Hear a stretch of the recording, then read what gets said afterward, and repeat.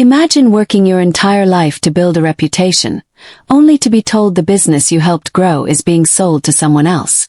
How far would you go to prove your worth and reclaim what's rightfully yours? This is the story of how I quietly, patiently, and ruthlessly took control and left the new owner in shock.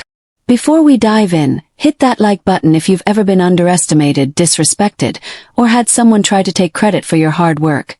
And subscribe because this story isn't just revenge. It's a lesson in patience, strategy, and standing your ground. It all started as a teenage job. I was aimless, uncertain about the future, just trying to find my way. That's when I stumbled into Steve's business. At first it was just a job, but slowly I realized something magical. I loved what I did. Over the years, I shifted my life around to fit the job. Local college hours were adjusted. Any other employment had to fit around Steve's schedule. My life began to orbit around the business. Steve was a good boss, mostly fair, though he had his flaws. Looking back, maybe he took advantage of me in small ways, but nothing that I can really complain about. Here's the thing. Over time, people stopped going to Steve. They came to me. Go to Egnard's, he's the best, they'd say. It became clear. I was the face, the reputation, the reason the business thrived. Steve hinted at retirement. He suggested subtly that one day the business might be mine. He never explicitly said it, but hope is a dangerous thing. And I held on to it. 3 years before COVID, Steve retired. I thought maybe the business would be mine. But Steve made a half-hearted offer, at an unreasonable price. The truth. Kyle was already lined up as the buyer. Kyle owned a large, well-funded business just outside our area. The sale required me to cooperate. He couldn't run it without me. But once the sale went through, I was technically working for him, running day-to-day operations. Here's the kicker. My name was still the one everyone knew.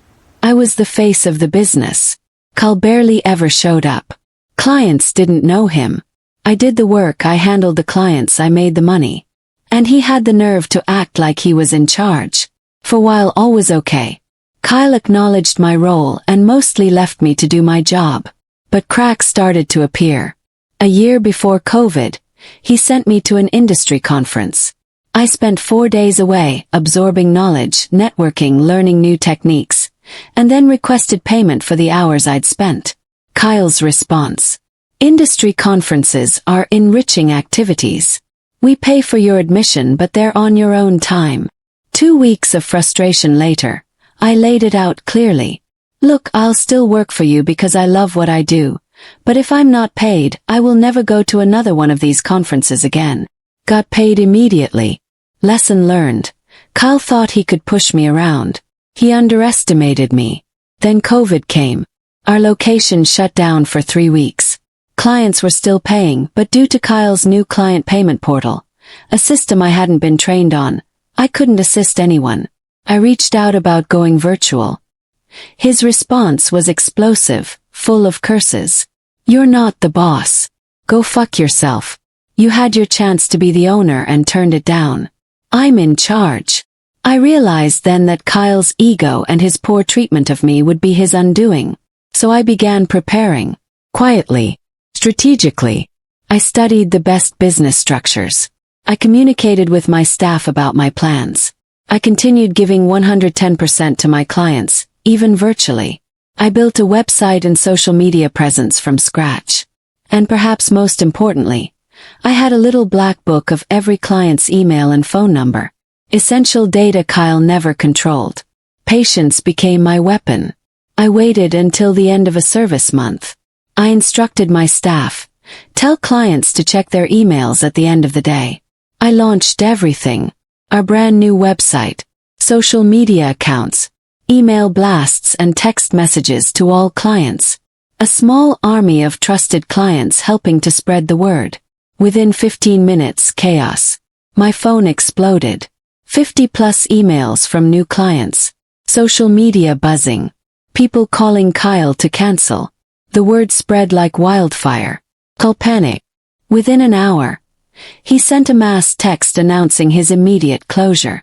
By the next day, we had 75 active clients, more than before, and many returning from when Kyle had alienated them.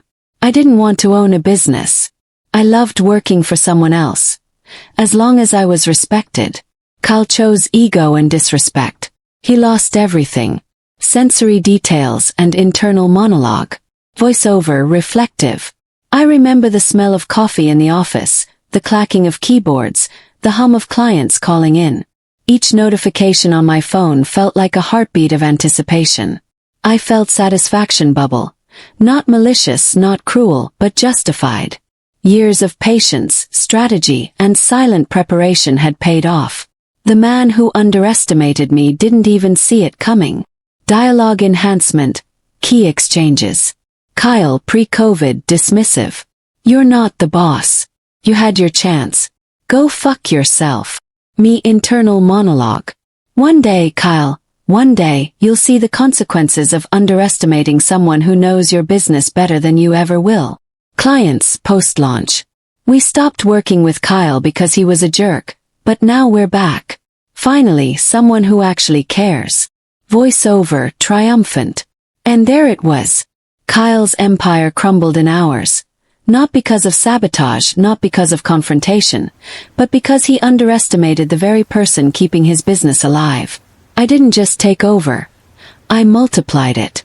I reclaimed respect, loyalty, and control, while the man who thought he could bully me watched from the sidelines, powerless. This isn't just a story of revenge. It's a story of patience, strategy, and standing up for yourself.